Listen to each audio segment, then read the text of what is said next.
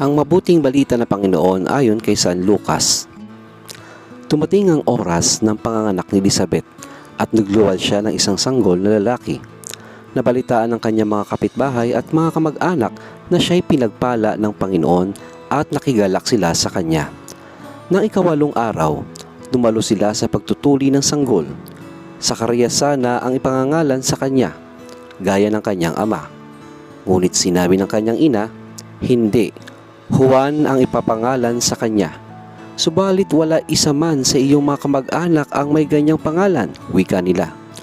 Kaya't hinudyatan nila ang kanyang ama at itinanong kung ano ang ibig niyang itawag sa sanggol. Humingi siya ng masusulatan at sumulat ng ganito, Juan ang kanyang pangalan, at namangha sila lahat. Pagdakay, nakapagsalita siya at nagpuri sa Diyos. Natakot ang lahat ng kanilang kapitbahay. Ano pat naging usap-usapan sa buong kaburulan ng Judea ang mga bagay na ito. Pinagkaisip-isip ito ng lahat ng nakaalam at ang kanilang tanong, magiging ano kaya ang batang ito? Sapagkat maliwanag na sumasa kanya ang Panginoon.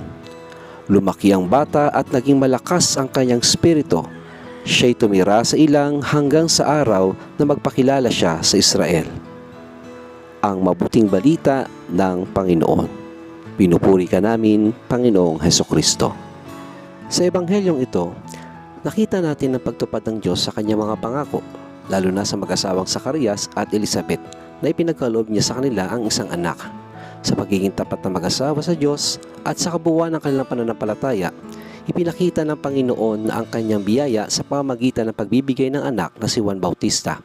Ang pagdating ni Juan ay nagdulot ng kagalakan at himala sa kanilang pamilya at komunidad. Mayroon tayong tatlong bagay na dapat nating tandaan sa ating pagbasa ngayon. Una, God's perfect timing. Kailangan lang natin magtiwala sa perfect timing ng Diyos at sa kanyang magandang plano sa ating buhay. Kung paanong tinupad niya ang kanyang pangako kila Elizabeth at Zachariah, sa kabila ng katandaan na mag-asawa ay ibinigay pa rin niya ang kanilang hangarin. God's timing is always perfect and He fulfills His promises in His own time. Pangalawa is yung the power of prayer. Ang pananalangin ay makapangyarihan at ito'y nag-uugnay sa atin sa relationship natin sa Diyos. Katulad ni Zachariah, ang kanyang panalangin ay dininig ng Diyos. Kaya huwag tayong magsasawang lumapit sa ating Amang nasa langit.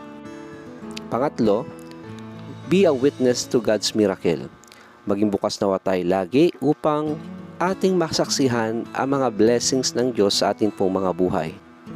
Katulad na mahimalang pagkapanganak kay Juan Bautista na nagdulot ng kagalakan at pagkamangha sa mag-asawang Elizabeth at Zachariah, ang himala ng Diyos ay laging present sa ating buhay araw-araw.